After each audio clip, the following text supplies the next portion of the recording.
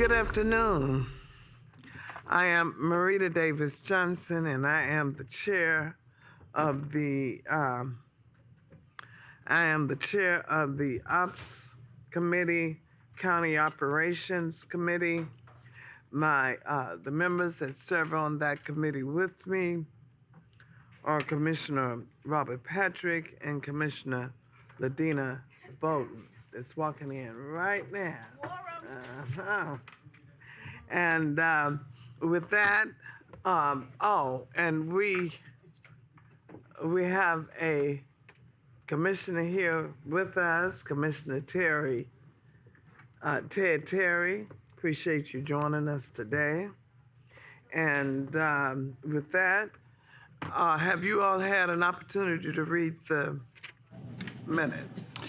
Yes, motion to approve 0365. And that's the March the 17th Second. meeting. Okay, all in favor? Aye. Okay, those minutes are approved. We're going to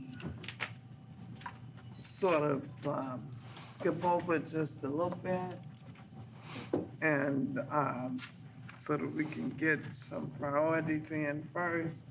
We're gonna go to page 4, 260496.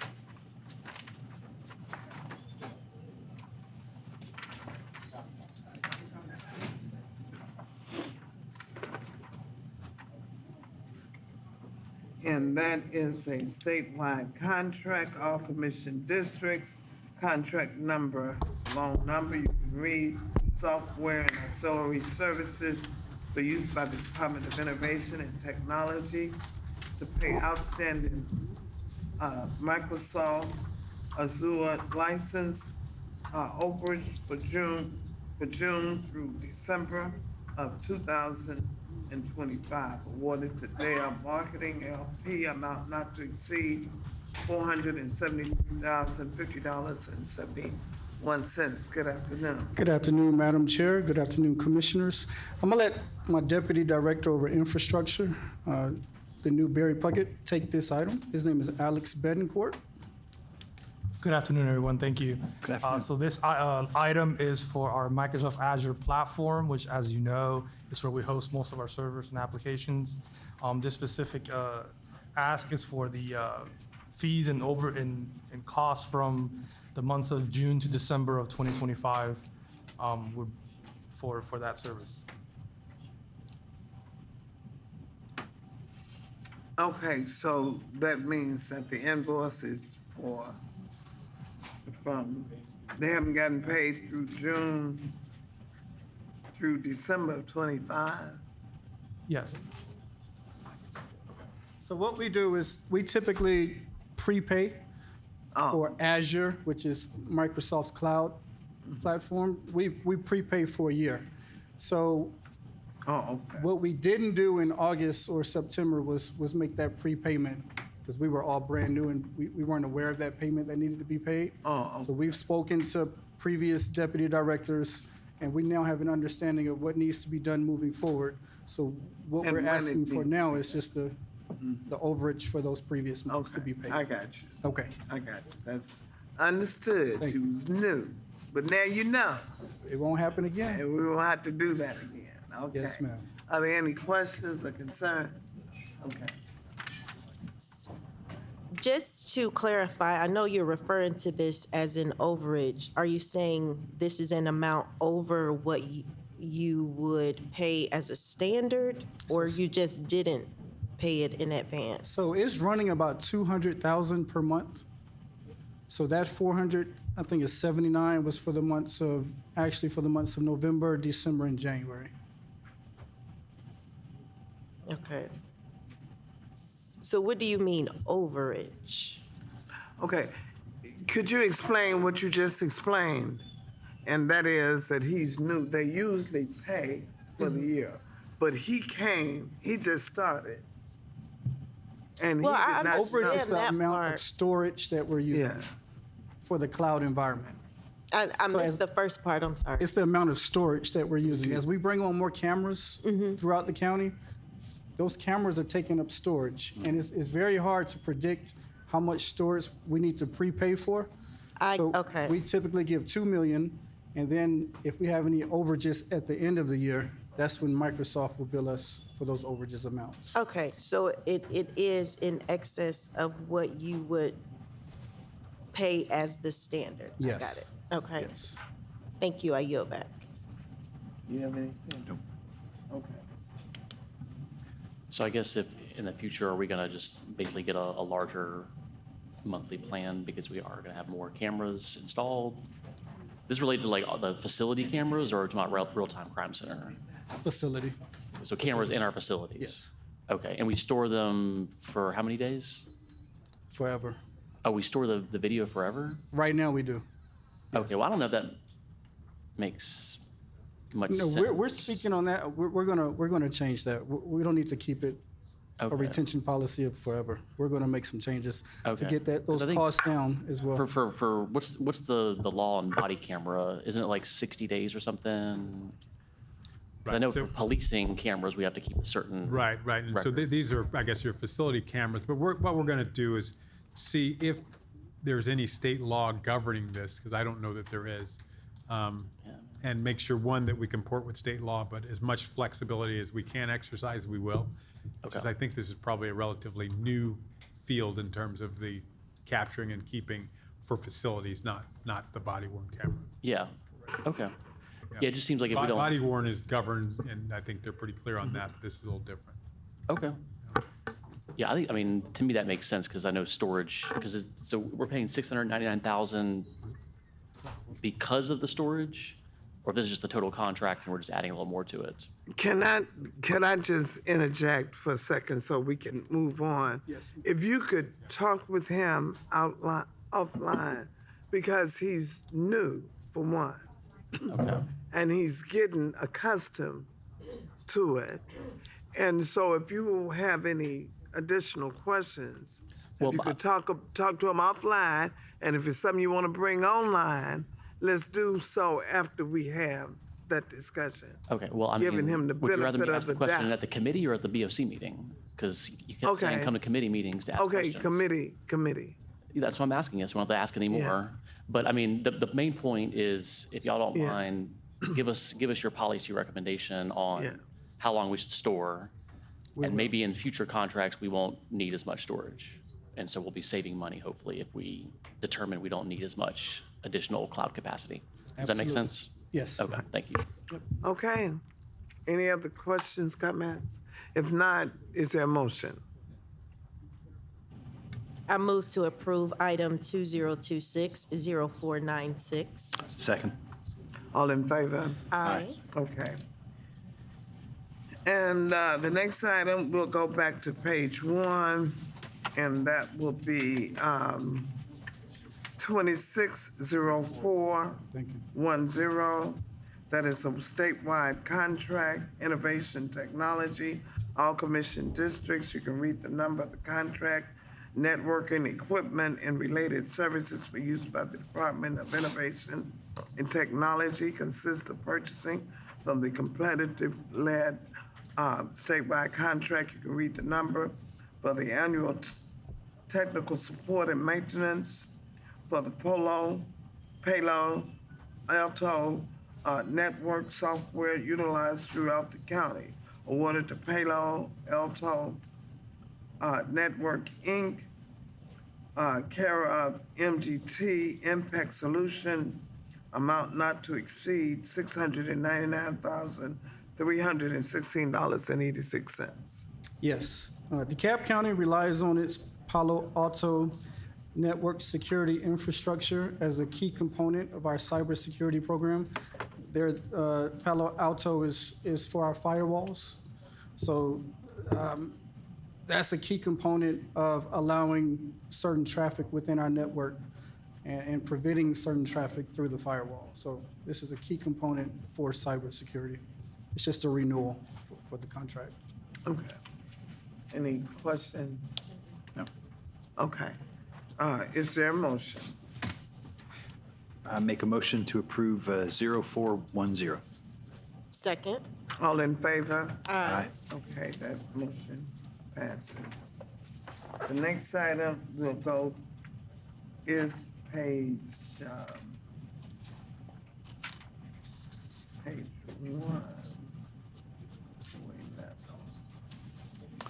It's gonna be page 2.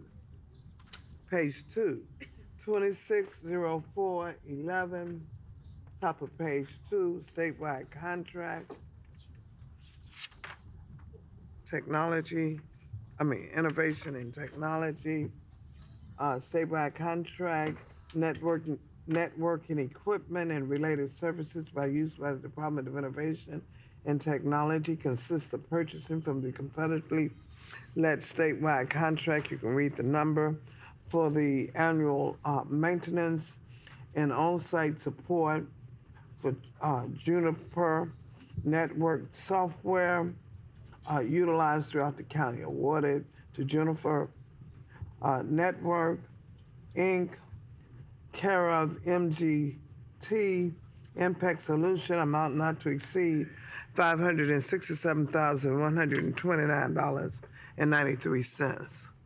Yes, this is for the annual maintenance and support of our Juniper network software and equipment. We use Juniper for all of our switches throughout the county to provide the connectivity between county facilities and various applications. Are there any questions, comments? Okay, is there a motion? I move to approve item 2026-0411. Okay, all in favor? Aye. Aye. Okay, the next item will be on page 4.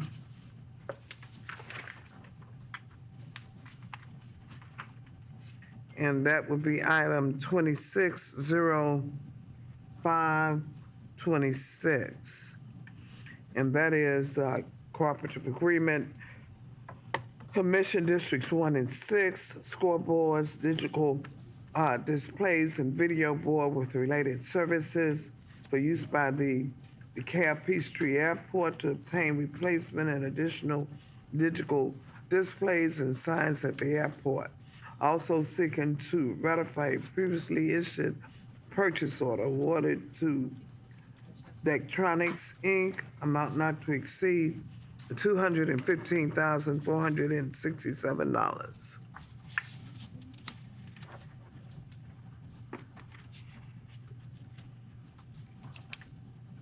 All right. Good afternoon, Commissioners. I am assisting PDK and giving you, to the best of my abilities, additional information to support their request. So as you indicated, this is the purchase of replacement and additional signs all over the airport.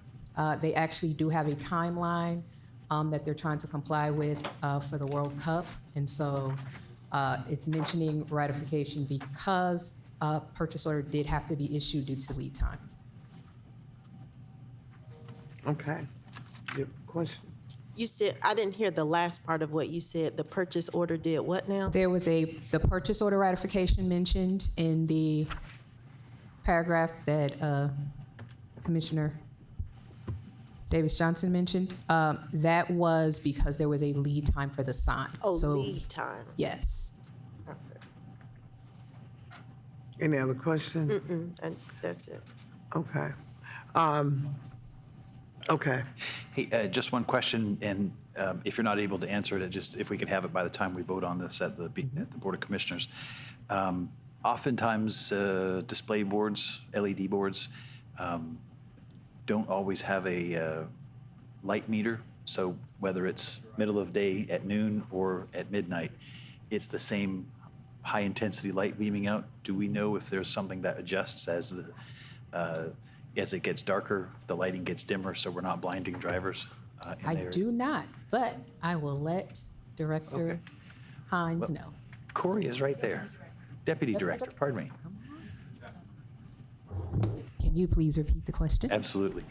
So the question, Corey, is will there be something that sort of regulates the intensity of the light, so as it gets darker, the light gets lighter on the signage? Yes, yes. Thank you. That's my question. Okay. Okay. If there's nothing further, do we have a motion? Yeah, I make a motion to approve 0526. Second. All in favor? Aye.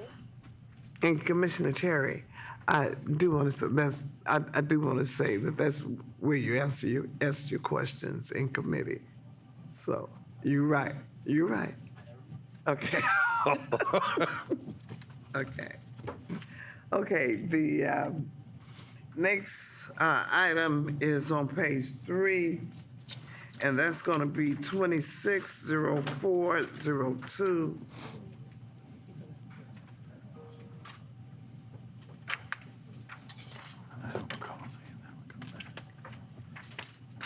And that is a change order, all commission districts, the contract number 20001, 20 police pursuit and animal service and special service vehicles, statewide contract. You can read the numbers for use by public work fleet management. This contract consists of purchasing off the competitively led statewide contract to support law enforcement and emergency responders in carrying out their daily duties that rely on the use of these pursuit and special services vehicle. This request seeks to increase contract funds and terms through October 31st, 2027, awarded to Hardy Chevrolet Buick GMC, Inc., amount not to exceed $16,223,265. And was that a substitute for this item? Okay. And the substitute is for $10,468,355.50. Good afternoon. Your microphone. Okay, I'm sorry. Yeah. Okay, good afternoon, Commissioners. As you mentioned, you have the substitute that came back from audit. They recommended a lower amount, and the department is in agreement with that lower amount. This particular item is to place money on the contract to purchase the actual vehicles that were approved in the budget. These vehicles have been approved in the budget, and this is just for the contract money. Okay. I do have a question just because the amount was reduced by more than a third. Were there any changes to the fleet at all? I know the changes was made actually in the additions to the fleet. When we initially provide our requests for additions to the fleet, it's really based on a guesstimation because we have to do all these things before the budget is actually approved. So we do the best we can to come up with a dollar amount as what we think would be approved in the budget. It's more or less a timing issue because this was submitted before. Once the budget was submitted, it was much lower than what we had kind of anticipated. So when audit looked at it, they saw that that much wasn't approved, so they kind of cut it back to match what was actually approved and the addition. So the changes are actually in just the additions. So fewer additions? Yes, fewer additions were approved in the annual budget this Okay. year. And do you have those numbers for what the expectation was at the 16 million versus what is approved at 10 potentially? Yes, when you say expectation, I mean, we have what was presented initially. Is that what you're asking? Because you said there's a reduction in the addition to the fleet, so maybe before you were anticipating 100 vehicles and now 75? Yes. Well, one of the things that wasn't approved was I think 100 vehicles was supposed to be for police. And that didn't show that it was actually approved. So that was one of them. I know that was not added here. And the fact, like I said, mentioned, we were just kind of anticipating what would be approved, what would be added, So that's part of that is just our guesstimation, We don't really know. We try to estimate until budget actually tell us what they actually are going to approve for the additions. Okay, so in the purpose, it says replacement of 123 vehicles across multiple departments, as well as the funding of 116 additional law enforcement units. Okay, so the 116 is what's current. Yes. Okay, Yes. all right, I yield back. Yes. Okay. Okay. Thank you for the opportunity. So, and these are just the standard police cruisers? Yes, the Or- Tahoes. They're Tahoes? The Tahoes that we purchase now. Okay, It's not just for police, it's for others, the marshals and sheriff and all that. okay, understood. And then how many of these are going to be electric vehicles? Well, currently we don't have any electric Tahoes, so Okay. I can't really say if there will be any opportunities for others. Of course, we'll look at that, but right now we don't have any electric Tahoes, Okay. Are there any hybrids? not in the Tahoes. Okay. Did y'all review the costs and total cost of ownership for electric or hybrid vehicle options? We haven't at this time, but Okay. if it's available, it'd certainly be something we could look at, but as of this moment, no, sir, we have not.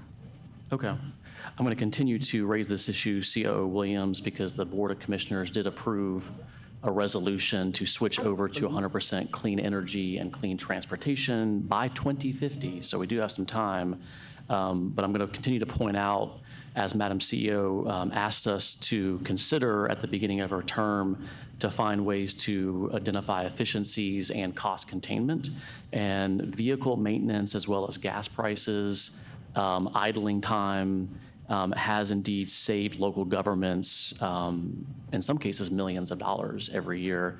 Actually, in fact, last year, the city of Austin reported saving $2.5 million by integrating EVs and hybrids into their municipal fleet, including police cruisers.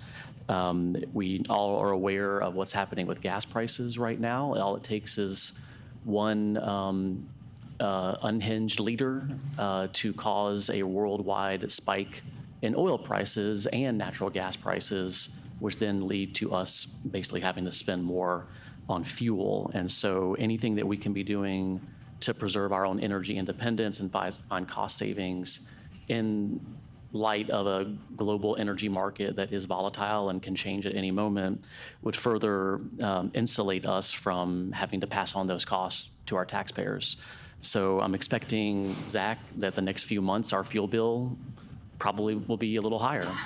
But if we had hybrid, if we had electric in the fleet, that could mitigate some of those costs, not to mention the reduced greenhouse gas emissions, which are warming our planet, which are causing climate disasters and displacing millions of people around the globe, including here in America. So I just want to encourage us to, instead of saying we will look at it, is to just go ahead and, I just think it would just behoove all of us to just simply run the numbers, right? Just ask what available options are available, hybrid, electric.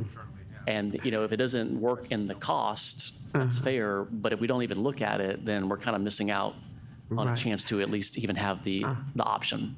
And of course, we would also like to hear from police to see if it's feasible right now for them to have pursuit emergency vehicles that is electric rather than fuel. Yeah, or hybrid, or hybrid. Or hybrid. So I think that we would need public safety to talk about those issues, because I know that electric vehicles, having one of my own, expends more energy, electricity, in high pursuit Right. than regularly driving on a street. Exactly. Yeah, and so I We think have- that that's something that we would need public safety to weigh in on as well. Exactly, because these are pursuit vehicles, so, and I know we have looked at them before. I'm not, Yeah. I don't believe we have a Tahoe that's actually electric. Yeah, yeah, but It's a- that's something that public safety should, We can have that discussion with them. And yeah. hybrid, okay, sorry? electric and hybrid. yeah. And hybrid. Yeah. yes. Yeah. And so that's something I would hope that you could have public safety to weigh in on. Okay, you have something in addition? Yes, still along the lines of the question I was asking, and this might have to go to PNC. On the Department of Purchasing and Contracting change order form, it does say replacement of 123 vehicles, but it says 16 additional SPOS-funded law enforcement units. It doesn't say 116 additional units, whereas the agenda item says 116 additional law enforcement units. Is that a typo? Should both documents say 116? It's Or was it upgraded for the substitute? I'm or not sure of updated? that, but it's a. So that a change order request form that was filled out by the user department. The main page, which is that page you guys usually read off of, we try to summarize. We weren't really sure what that was supposed to say, so we didn't want to mess with the wording if it wasn't supposed to be messed with. Okay. So one of them just says 16 additional and one says 116 additional. It's a total of 123, plus the addition, it was the 16.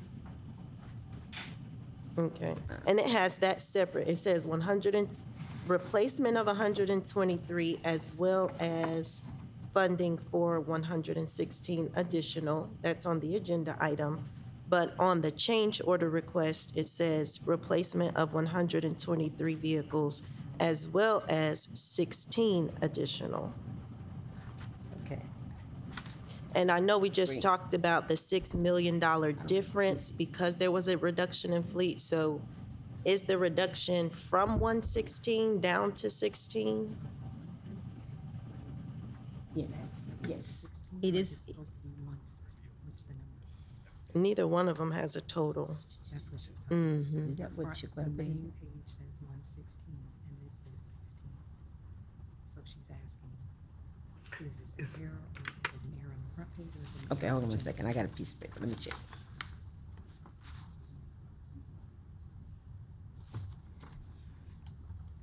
This is the revise. She got the revise. It's the 16 plus the 100. So it should be 116 additions. Okay, and when you say the 16 plus the 100, where are you getting 100 from? We were approved for 16 for SPLOS, and that was, approved by police. And then but we still have 100 to be replaced. We still have to allow for other additions. So the 100 is what we've been approved for, and what the auditors approved, that we could have 462,000 for additionals, and that's the 100. Okay. So should the change order request form say 116 additionals total, and of that, 16 of them are splossed? 116, is that what you said? It should say 116. Okay, because on the change order, it only has the 16 splossed. It doesn't have the additional 100. Okay, it should be 116. Okay. Because we got the SPLOS plus an additional, which would be our normal additions. Okay, so that would be the 123 plus 116. All of that together is 239 for $10 million. Let me ask you this, Zach. Is there any reason why this could not come back with the specific language in here? I think we can, if we need to hold it, we can hold it, because I think the confusion is there's, I believe, 16 or a certain number that are paid for with SPOS and the other with vehicle replacement funds. Okay, But that rather than aren't try to mentioned in resolve the that- change order. Right. Yeah. Possibly. So if Rather we than can just try and add resolve that that to the here. change order, the additional 100 and where they come Right. from. Right, so let us hold this and come back with clarity so that everyone is clear when we come up. How long do you want to hold it? We can bring it back at the next meeting, To the next, at the next ops meeting, unless we can resolve it. okay, the next ops meeting is I it the do 14th? have here where April. Is it it's 20 showing where we were 18 or approved something for like that? additions. See, Mr. Campbell says that you, Okay.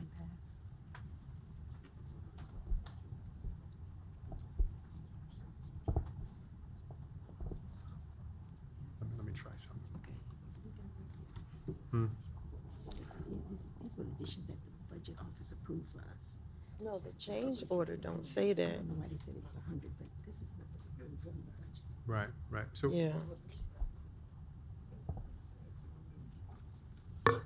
can we try this? It says 16 in the change order though.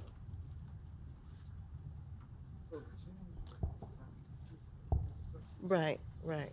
Okay, what they're saying, the change order is. The change order is not consistent with the substitute. Right, so here's what I'd like to do, Madam Chair. We can either maybe hold it to the end of this meeting, or if you could move it forward with no recommendation or recommendation dependent on additional information. Because at the end of the day, we want to get the police cars ordered. And if there is something that is confusing in some of the backup material, I'm sure we'll be able to correct it or to make it easily understood. Okay, what do y'all want to do? Hold it to the end of the meeting? Table to the end of the meeting? Okay, we'll table it to the end of the meeting. Okay, thank you. Do we need a motion to table? do we need a motion for that, or? No, not in committee. All right. Okay, so we'll come back at the end of the meeting. And that was table. That was 402. 402. Okay. Right.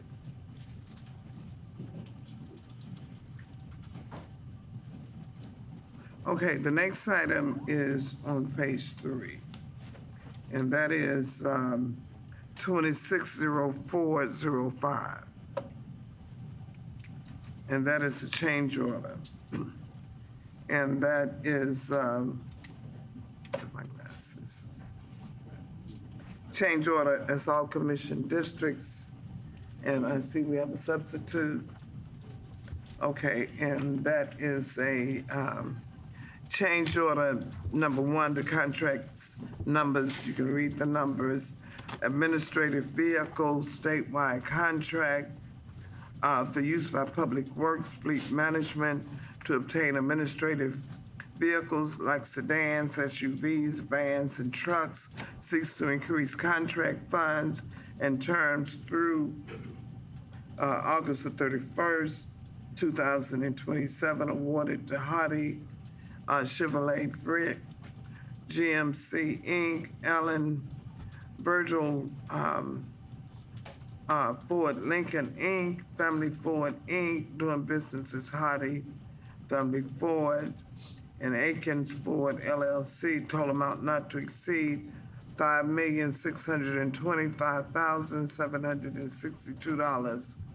$5,625,762.53. That is the substitute. Okay, and again, this is part of the same contract, just that this part is for the administrative vehicles, the other vehicles other than public safety. And again, the substitute you have is, it does show a different amount, a decrease in the amount. And again, what was cut was the additions to the fleet.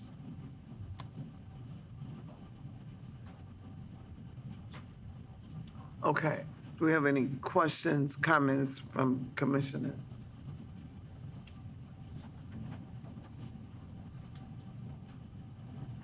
I have a question. I have a question.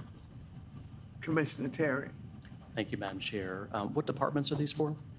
It's for all the other departments that will be getting vehicles. Okay, That's why we just call it administrative.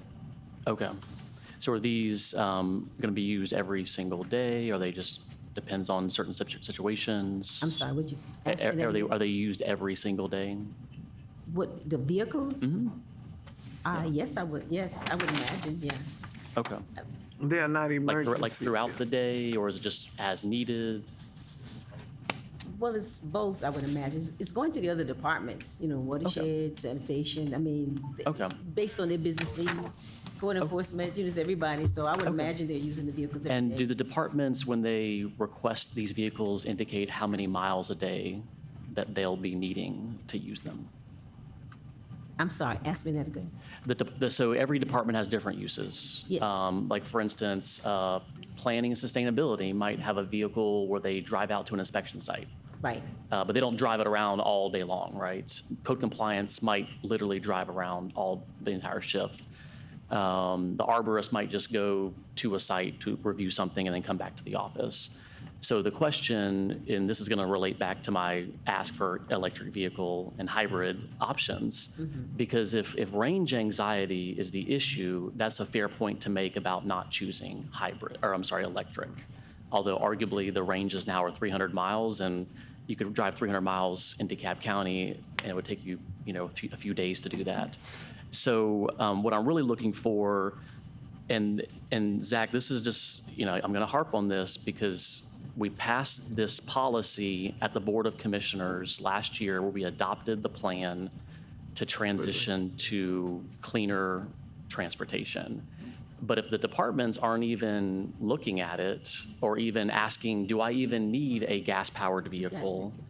And a hybrid would simply suffice. One, why aren't we even costing out those options?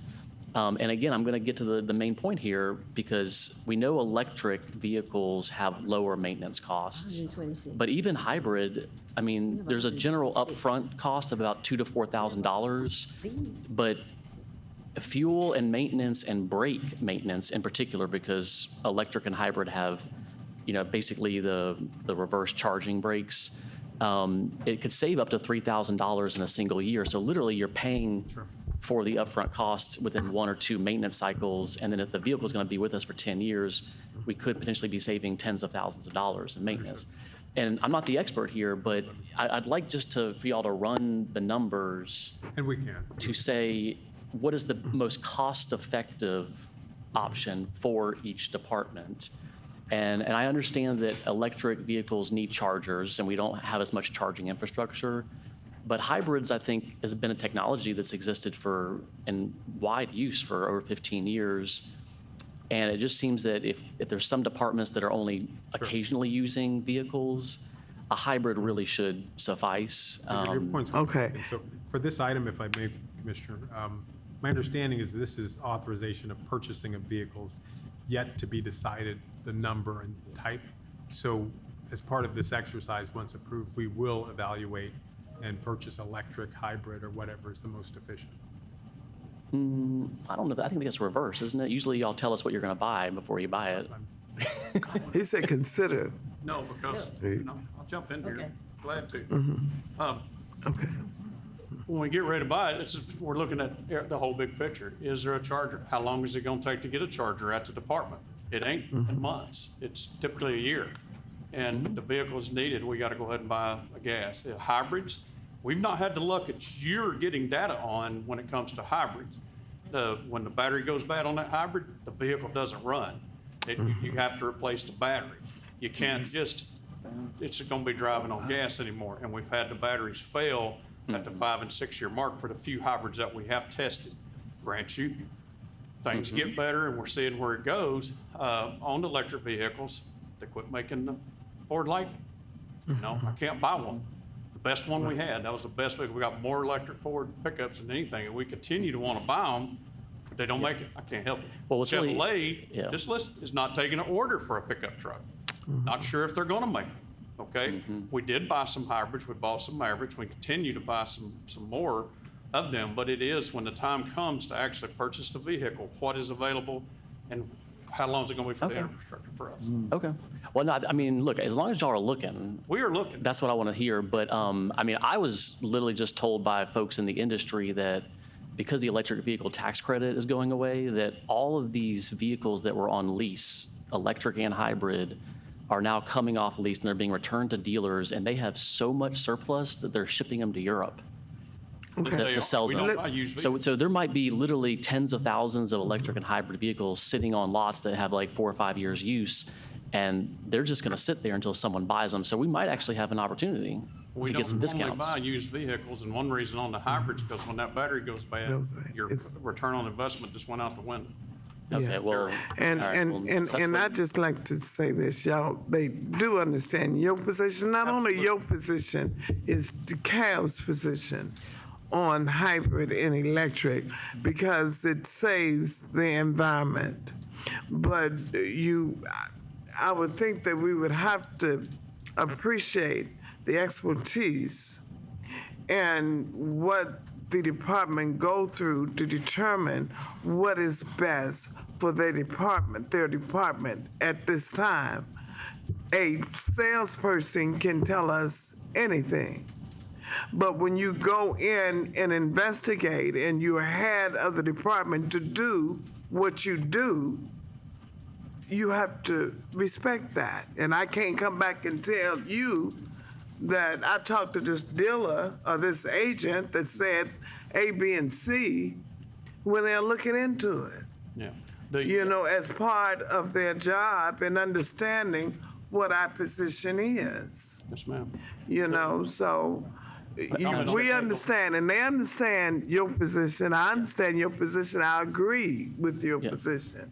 But I also understand that they have a job to do. They know what we want. And they looking into, because I know if my battery goes bad, I got to spend about $20,000 to pay for a new battery. I know you say no, you can shake your head if you want to, It's but I know $10,000 now. how much I'd have to pay to replace my battery. So it's not like going to a place paying $300-400 replacing a battery in a traditional gas guzzler car. Can I ask one question? It's not the same. Can I ask one more question? Yeah, right quick, and you. Yeah. And, So I appreciate Director Gordon, everything. I know you've been working on it. Would it be fair to ask for a cost-benefit analysis? We do the best we can with the data we have. Okay, but I mean, would it be, when I Okay. say do a cost-benefit analysis, perform the cost-benefit analysis and then provide it to the commissioners? If we can do it. Okay. Yeah. Okay. Thank you. And Great. do the full embedded cost. Okay, great. That's included in the charge. Okay. But we can take a look at the hybrids. Now, a lot of that is speculation because the experience we have from the vehicles we have. Yeah. Other than that, it's going and ask the industry, what have you had? And here again, you're talking salespeople, whatever. Right. In reality, the 300-mile vehicle range doesn't have 300 miles. No. It sounds good, but that's flat ground, 55 miles an hour, with no heat or air conditioning on it. Yep. And it can be 30, but he knows he drives one, how much it drops when you drive turn one, the heat too. on and you run at 80 miles an hour. And then in the winter, you get even less miles. You get less miles. Miles So- in the winter. And It it's like depends the other day, we upon was looking the, at one, and this is gonna come up in Yeah. front of y'all, we was trying to buy a vehicle for DCTV. They've outgrown their van, they need a box truck. A 16-foot box truck's non-CDL, I can buy for $94,000, no, $104,000, okay? With a lift gate, everything they need, gasoline. That truck's almost $200,000 with a 120-mile range on electric. And that's flat ground, no load, yeah. no heat and air conditioning. So it's really about an 80-mile truck that's $80,000 more. Okay. Well, I Okay. mean, I think what you're saying is great. I just like to see it in writing. Okay, well, good. Okay, Just a commentary to follow up with what you had said, Ted. The other issue is a lot of investments were made years ago in the battery technology in Georgia. And someone backed out on all of that. And it's affecting not just us as an economy trying to modernize, it's affecting us for jobs here in Georgia. And those were decisions made at the national level that No, Georgia's still becoming the EV state. Those investments are It happening. is, it is, but even SK up in Commerce, I think they had to cut 1,000 employees. So anyway, I don't want to get off topic, but just, mean, I agree with the you, needs but there are for the EV headwinds state now. that are running in Okay. our direction. There's one last comment I do gotta say, that one thing about the federal funding being cut back and the manufacturers slowing down on building them, and it makes it tougher, we're gonna be able to build our infrastructure. We are working on that, building our charging, because we want electric. Hybrids, tough for us. Electrics we want, and this is gonna give us an opportunity to get more chargers. That makes it so much easier to buy the electric vehicle. Yep. For multiple apartments. And then for the next 2 years, we not promoting electric vehicles. And I'm saying we, the federal government, Right. is not promoting electric. For the next 2 years, we're not gonna be promoting infrastructure, infrastructure on those electric vehicles or electric vehicles themselves. Yeah. So you have to take all of that in consideration. We understand. have So is there a 5 motion? Yep. We need to- I move to approve the substitute for 2026-0405. Second. All in favor? Aye. Okay, we're gonna go back to page 2 and go to 260339. That's a cooperative agreement, all commission districts. Heavy construction equipment with related attachments and technology for use by Public Works Fleet Management to be used by the Department of Watershed Management. This request seeks to purchase from the federally led Sourcewell contract number 011723K0 KOM for providing for the provision of 2 chromatous model, you can read the model, rubber tie wheel loaders with attachment for purposes of cleaning debris, dirt, and rock, as well as loading items into dump trucks at various work sites throughout the county, awarded to Komatsu America Corporation, care of Tractor and Equipment Company, not to exceed $489,396.80. Okay.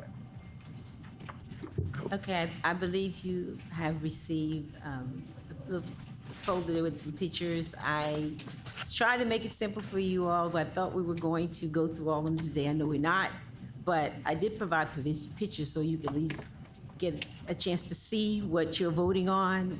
Our fleet, the cab fleet, has an amazing amount of equipment. So I have the item number on there, the one that we will be going through. As was already read, this piece of equipment is a part of our normal replacement. The equipment there has reached its end of life, and it's just time to replace it. So we have 2 rear loaders, wheel loaders, that we're asking to replace for the watershed department. It's used to, clean up debris, move dirt, rocks, dump trucks, but that's pretty much what it looks like. And so I just wanted to make it easy for you all to see what Okay. I'm talking about. Okay, are there any questions, comments, concerns? Okay, if none, is there a motion? Motion to approve 0339. Second. All in favor? Aye. Aye. Okay. The next item is 0394, and that's on page 4, 260340, and that's on page 2. And that is a cooperative agreement, all commission districts, ground maintenance equipment and related attachments for use by Public Works Fleet Management to be used by the Department of Watershed Management. This request seeks to purchase from the competitively sourced well contract. Well, okay.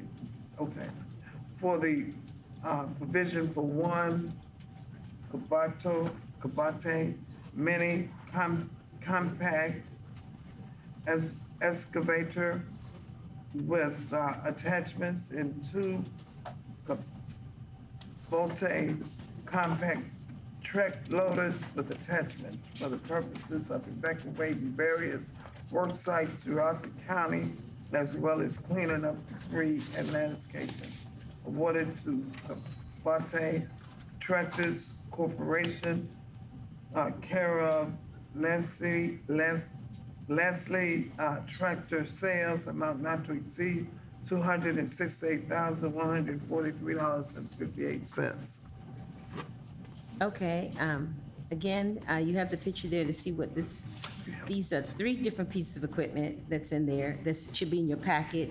And again, they're both vehicle replacements, part of the normal cycle to replace these units. Okay, are there any questions or concerns? No. Okay. Okay, well, if there are none, is there a motion? I move to approve item 2026-0340. Second?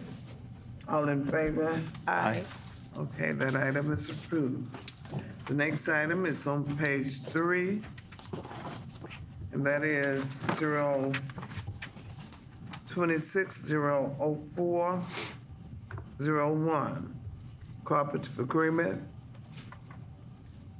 All commission districts, heavy construction equipment with related attachments and technology for use by Public Works, fleet management to be used by Public Works, sanitation. This request seeks to purchase from the competitively let Sourcewell contract 011723 JDC for the provision of one John Deere compact track loader for the purposes of mulching and maintenance around retention ponds, sweeping roadways, picking up yard debris, loading and unloading supplies, and routine maintenance at the Seminole landfill, awarded to John Deere Construction Retail Sales, a division of John Deere Shared Services, doing business as John Deere Construction Retail Sales, care of Dobbs Equipment, amount not to exceed $192,515. Okay, another piece of equipment, and this one goes to sanitation, and it's a normal replacement for this particular item.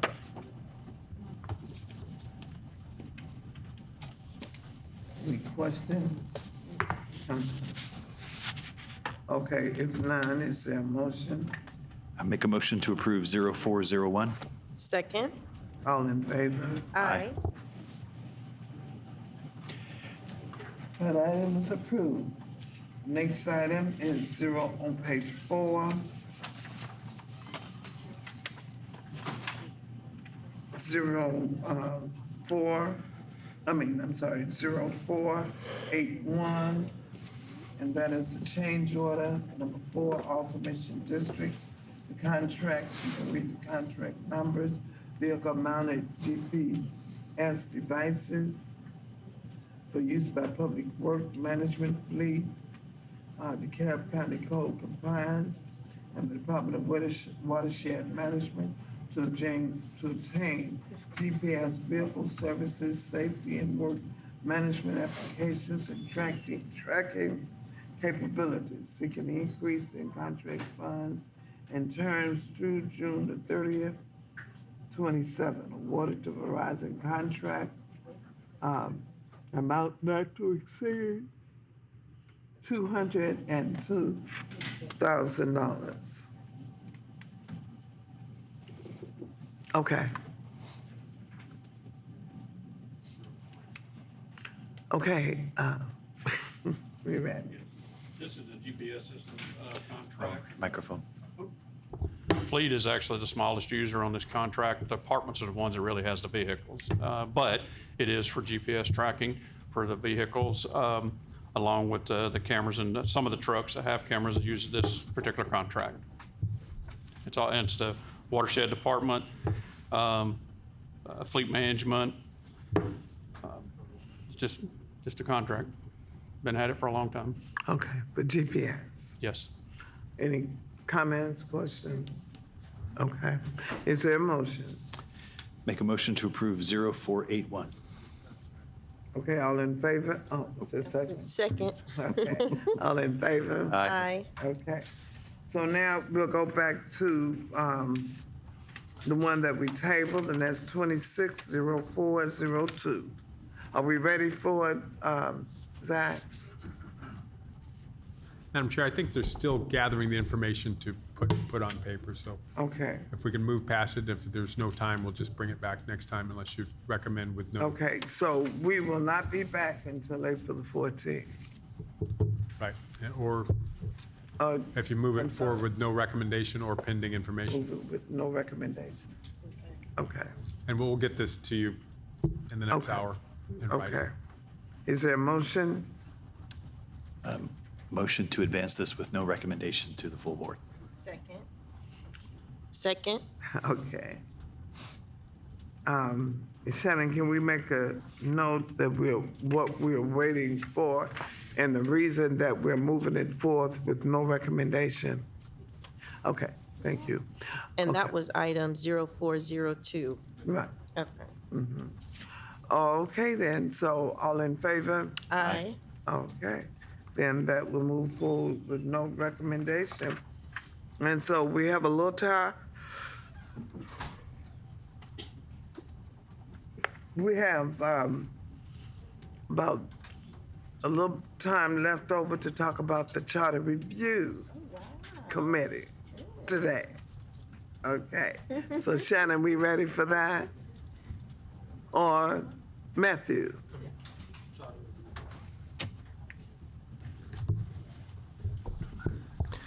Good afternoon. So, Commissioners, I believe where we were in our charter review was we were on Section 3 of my memorandum dated December 12th. The section where we believe that the changes cannot be implemented by home rule and would need state action. So in this section, it's really simply a question of whether you support these changes and would like to recommend them at the state level, or whether you believe the language in the charter today serves its purpose. Again, these are areas where we think, based on the plain text and the requirements of home rule, that these are changes that cannot be made at this level. In a nutshell, likely they affect either powers or terms of office. Those are the primary categories in which you all cannot act unilaterally. Right. So what I would suggest is that we simply walk through these suggestions on page 7 of the December 12th memorandum. Page 7 of 16. Is that correct? Yes, ma'am, that's the right Okay. one, the December 12th on Okay. page 7. So the first change recommended in this section is in section 2. Changes that would update the eligibility requirements for Board of Commissioners members. I will point out that the charter review, as I understand it, their rationale for this change was to comport with state law. State law requirements differ slightly from those in the Org Act, but as that clearly goes to qualifications for office, that is outside of your home rule powers.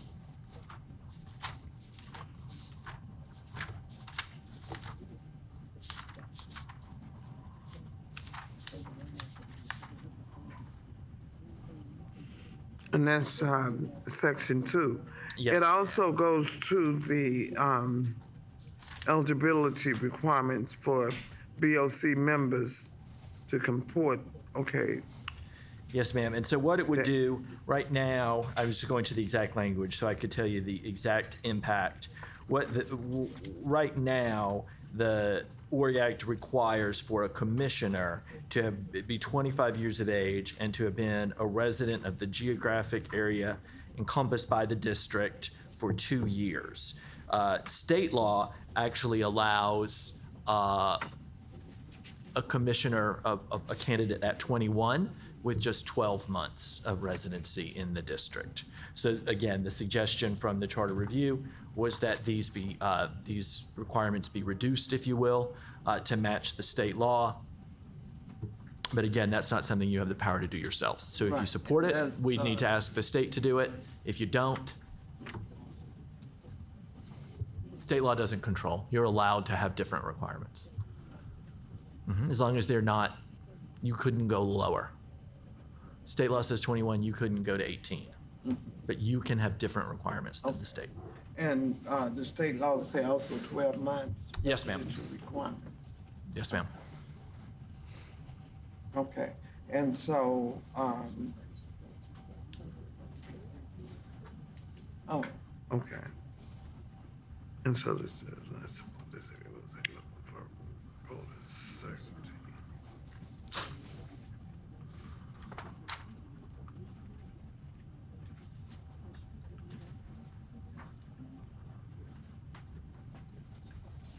Okay, so, I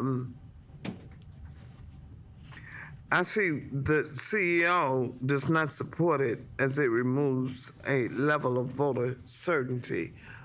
What is, do you know exactly what she's saying on I believe that comment was to the first portion, which is where, if you look a little bit higher up, what the other recommendation in this section was that the 7-page list of voter districts and that are encompassed, that DeKalb County encompasses, would be removed. And I believe that was the portion that the CEO thought might remove some certainty, because your So voter you- card tells you if you're in this district, and this lists who's in DeKalb County. Say that again. Yes, ma'am. So a little further up in section 2, and if you look in the packet that the Charter Review Commission provided you with their sample, their proposed sample language, the other change to section 2 is that it includes a listing of all the voting districts that the county encompasses, and they've suggested striking that. That is the portion that the CEO thought removed some level of certainty from the voters.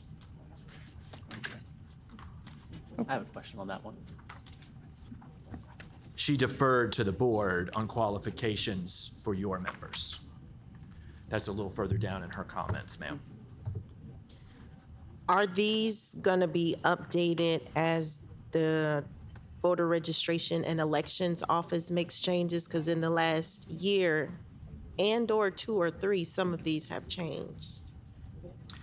I think the idea is that while listing here does give the public a place to go to look and confirm that their voting district is in DeKalb County, this isn't what controls that, right? Those decisions are made at the state and the reapportionment office. They're made in elections divisions. And so my understanding is that the Charter Review Commission simply thought that this was duplicative, superfluous, not necessary, I guess is the best way I can say it. Or maybe it can just refer to in this, well, maybe not even that, because that may change. I was gonna say, maybe it can just refer to where they can go to get this list, because it does change periodically, but. It does, and certainly the names of the districts, Yes. right? Your voting district number may not change, but other things may. So it would certainly be possible to just include a cross-reference. Okay, yes. Yeah, I would support that, because if we're gonna put the names of the voting precincts in the charter and then they change, do we have to change it every time? And we probably don't want to do that, right? No, again, because this isn't what actually controls it. So I think Yeah, that's we'd have the to other wait. concern, is it could lead to Confusion? incongruity, confusion. So it would remove, so if we kept it in there, it actually would create voter uncertainty, It could if the districts were to change, and they which probably they will. are, which they tend to. Madam Chair, do we finish the discussion, the age requirements and did we already talk about that? That's part of this. That's part of this? Okay.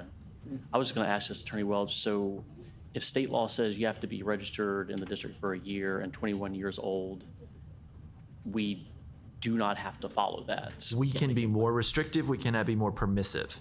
So we couldn't say you can be 16 and you don't have to be a resident of the district, but we can put additional requirements. We can say you have to be older and a resident for longer. But that seems more restrictive. If you make you have to be older, then you have to live in the district longer. So we shouldn't be able to make it an older age, because that would make it more restrictive, right? Perhaps I misspoke. We are allowed to make it more restrictive, we cannot make it more permissive. We can make it more restrictive than state law? Yes, and we currently do, and we can. But we cannot make it more permissive. If state law says you must reach a certain age, we cannot lower that age. Right. We couldn't say 19 if they say 21, but Correct. we can say 25. We can, if they yes, ma'am. say- Yeah. I would support just whatever state law allows. Is if state law allows someone 21 and living in the district for a year to run for office, that should be our rule. I'd just like to say, I could live with 21. I would want to keep it at 25 because of maturity level. And this is a huge county. It's not like a smaller county. I would like to keep it at 25 because of the maturity level.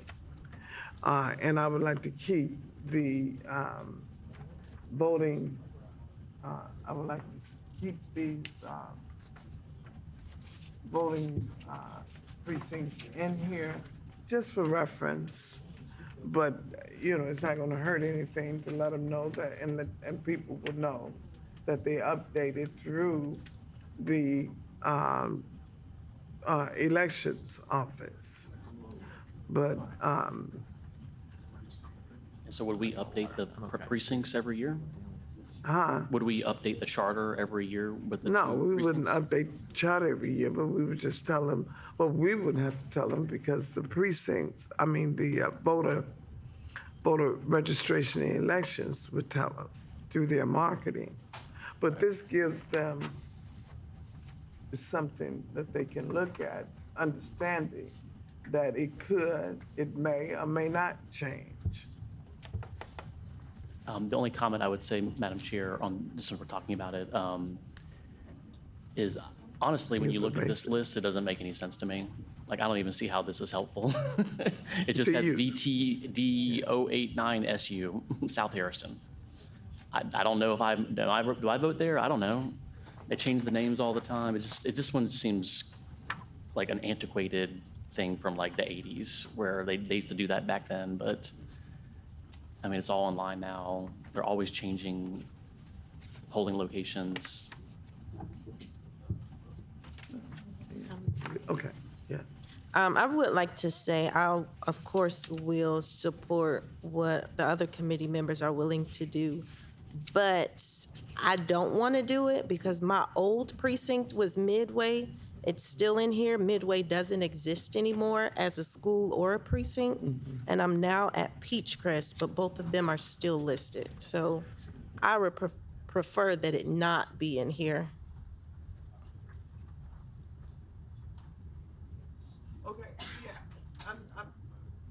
yeah, I like what Commissioner Patrick states. Just give Keisha an opportunity to come and give her take on that, and let's come back to it, Yeah. so that we can get it from her. Okay. And I think that'll be good. Yep. Because if And she then- can speak to what's been What, mentioned, the yeah, what accuracy, the everybody's currency. asking. And so let's have Keisha come to the next ops meeting and speak on that. Okay. And what about the So second we'll come group? back to 2. And also the age requirement there? You want to come back to that one? Yeah, we'll come back to that because that's related to that.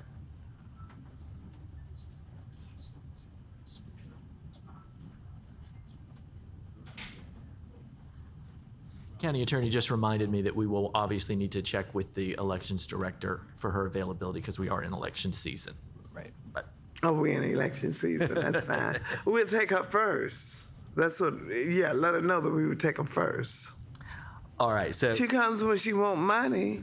She can't come to ask questions. You know? Hey, we're friends. We're friends. We're friends. You know? We're friends. With all due respect, Madam Chair, if you fall on an election day, Yeah. I suspect. Is that an you- election day? I don't know. We'll Oh, have to okay. look at the schedule and I make got sure there's nothing there. I got If you. they are trying to get ballot proofs I to got the you. Secretary of I State got you. or any critical election-related activity, I trust you guys would excuse Oh, yeah. accordingly. I just wanted that to be brought up. Okay, thank you. he speaks much more artfully than I do. Okay, okay. If- All right, so the Have another next comment. section. We'll come back to Sure. section 2. We're gonna come back to section, are you still on section 2? I still am on section 2. Well, Just- we're coming back to section 2.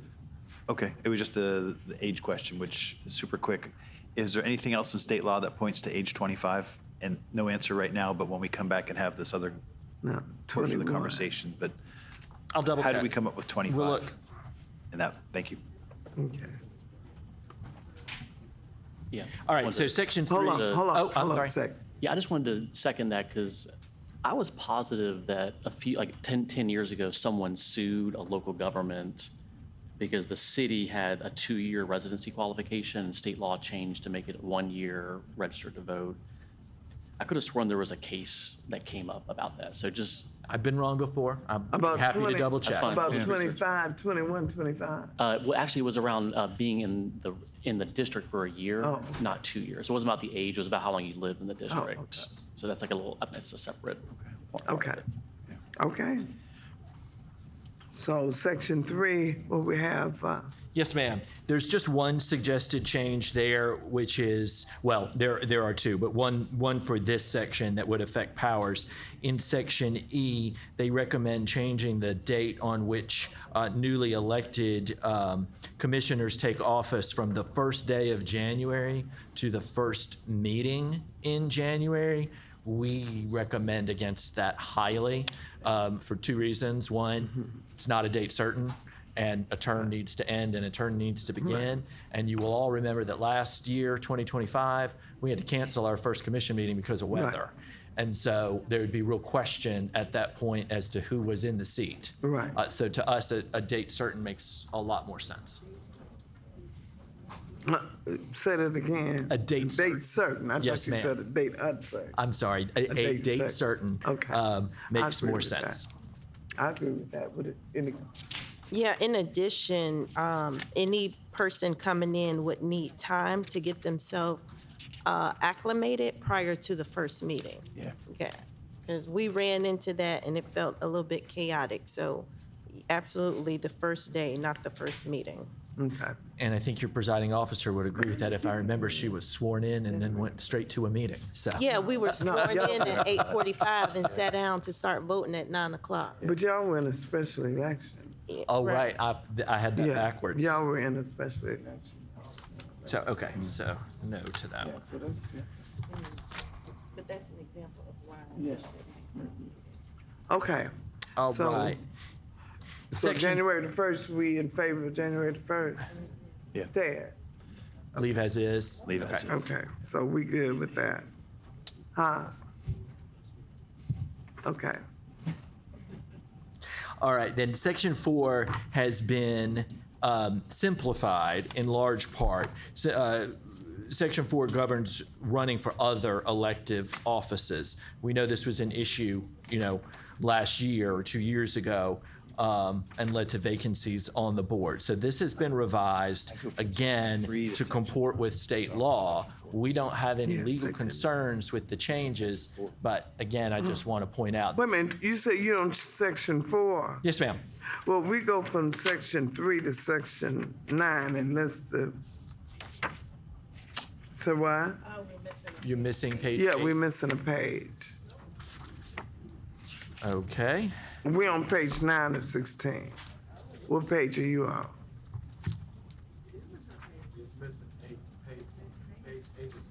All right. Well, let's move on to section 9, and I'll make sure that we have page 8 for you when we revisit. Well, you know something, why don't we, do you have a long agenda? Okay, well, let's do one more, and then we'll stop, because he said it, he was starting at 3:30. We got it, and I want to finish at 4, so everyone's got time to get Yeah. ready for zoning tonight. So. Well, Okay, well, let's do the all right, first. so if you're at section 9 on the top of page 9, that's where I will skip to, and I apologize. We'll make sure you have page 8 next time. So there are 2 additional powers being added here. I mean, I think it's a little self-explanatory. These are your powers. So additions here obviously affect your powers. But the first additional power is it would provide the BOC with the ability to establish independent community engagement programs. And then the second is a subpoena power. It would give the board the power to make inquiries and investigate the affairs of the county itself and its other departments.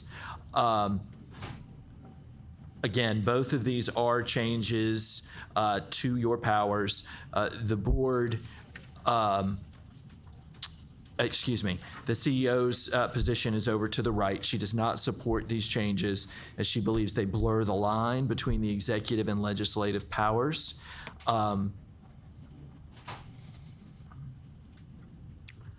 So that's her position. I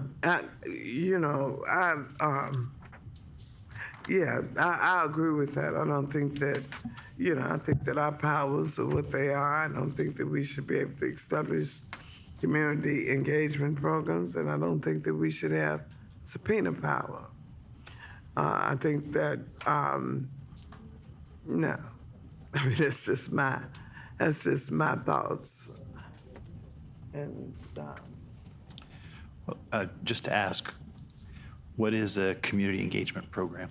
So if you look again in the language that they've provided, the sample language in the charter review packet on page 25, in this section, it is section D of, subsection D of section 9. They've added language. Essentially, this is moving towards, the Charter Review Commission, you'll recall, really put a lot of emphasis on more community engagement in the zoning process, and we're talking about potentially moving the county to something more like an NPU system that's as is utilized in the city of Atlanta and a number of other places.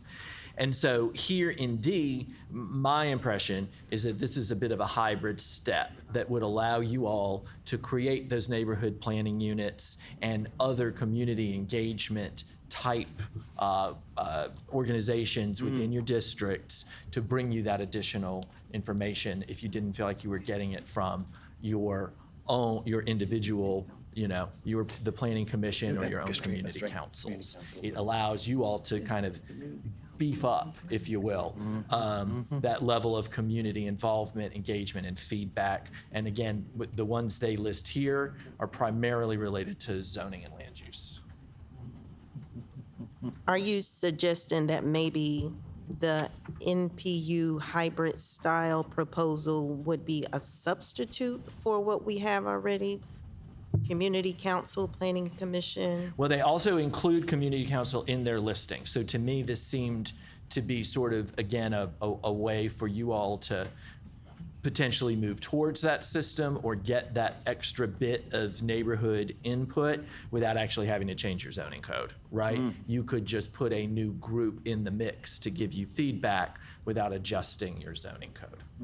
Okay. No, it sounds a bit convoluted. I think if we wanted to do that, we would sit back and plan that strategy and not take it simply as a recommendation out of the committee. Yeah, I don't think we should do that. I know the residents in unincorporated District 1 want to be much, much more involved, and community council is a good start, but I sense they would like some more opportunities to engage. I think I have a good understanding of what Atlanta's NPUs are. Would the committee be willing to have legal come back to us and sort of give us something with little flesh on it that describes an NPU, and then see if that's something that we may want to consider here? We may not want to, but since the question's been asked, I would like the opportunity at least to look into it and see what comes back. That's my take, and again, Okay. Yeah. Okay, and I would just say this, is that I think you're planning, And of course, I appreciate that, and I can, you've requested council to do that. Oh, you requested council to do that, so that's fine. But, I think that community council and planning, if there's an issue that the community does not like in their district, it's brought to us. I've never seen an issue to come before us that the community does not like, Agreed. or that they did not hear of, come before us. And so I believe it's convoluted as well. I mean, you can have layer and layer and layer of, but I think if it's something that's happening in your community, I think as well as an ICE facility come here, I think that we'll know about it through our constituents. And, but I think the community council and planning, and you want to have another layer that will give us 3 layers that we would want to appoint. I mean, we're appointing. I mean, we're already appointing our community council. We're appointing our planning commissioner. So we need to appoint another 3rd, or you just like to see? I guess my ultimate point is I'd like to know a little bit more about the function of the NPUs. Okay. Because if there are some things that they have, I know that, again, the unincorporated residents, they want to be more engaged. They want to find out what's happening, and that may get, again, this is the opportunity just to understand what an NPU reviews, what it does, and maybe what the solution ends up being is community council gets a little amped up with additional prerogatives, but at least ask the question, because this is something I think could have some more engagement. Okay. It's not clearly at this point, but you understand too. Yeah. Okay. Yeah, I would like to talk more about that. I believe that this section was sort of, several of the charter review members wanted to actually embed an MPU system in the charter, and this was sort of the compromise for that, because the way I'm reading is it just gives us the option or the power to do it. But I guess my main question for you, Attorney Welch, is do we need to have this articulated in the charter in order to create a board or a commission or some program? I mean, we've created the Women's Commission, we've created the Environmental Justice Commission. Seems like we were able to do this without an org chart or an org act change. I do agree with that, Commissioner. I think the only benefit to it being in the org act is if, and forgive me, this probably not the legally precise way to say this, but if we wanted to have some teeth, right? If we want the NPUs or any other organization that's created to have exist. actual power beyond simply recommending, right? Yep. So if we were going to make them an actual piece of the process with power, you would need the power to give them that power, right? So it's one thing to have an advisory board or, a citizen review board. It's another thing to have a board that actually can wield some level of influence or power. You have to have that power to give them that power. Does that make sense? Yeah, absolutely. So it could change if it's not in the org act, because community council is in the org act. Correct. Right. Okay. So commissioners, one thing I think might be interesting to explore, because I am intrigued by the MPU system, although Atlanta has it because they have historic neighborhoods, and they were always designed, like neighborhoods were always designed as neighborhoods. DeKalb developed in a very different way, and so it's a little bit more inelegant to have an MPU system in DeKalb. But what might be interesting is to set up some level of planning as it relates to the school clusters. Because I think what we're finding, and this is what long-range planning has been working on, is that the school cluster and the closures of the schools are directly related to number of families, housing starts, and that housing product type that actually are allowing them to forecast how many seats they need. So it would be interesting if we had a mechanism, not necessarily in the charter, but just to your point, Commissioner Patrick, about some way for us to get community involved that is relevant to them, and the school cluster might work. And those are their own communities, right? They cross different commission districts. Yep. So there's the maps aren't exactly the right in alignment, but if we plan cluster by cluster, it may give some more agency and ownership over the future of their schools, And to follow up, that we would be unique in DeKalb County by doing that, because that is not something that's currently considered in any of the municipalities. And so that level of engagement with the residents, I think, would be probably a good thing for the county. Again, this is all just asking questions to get more information. Understood. and Yeah, we'll bring more information We back won't know next until we time. know.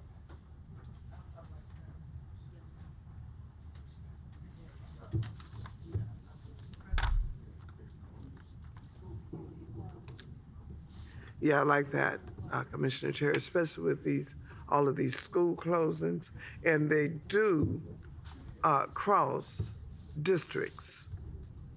And, yeah. And so, yeah, so we'll talk about that, and you got I've got the notes, okay, yes, and ma'am. you here, okay, great. So we'll come back to that. So with that, I appreciate the 10 minutes that you've given me. And since he said he was going to take all of his time, so I'm going to give you your time back.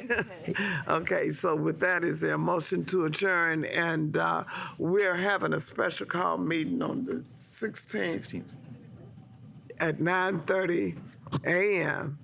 to hopefully we can finish up on the Rules Committee and the Charter Review. Okay, motion to adjourn. Second? All in favor? Aye. Aye. Okay, let's start now.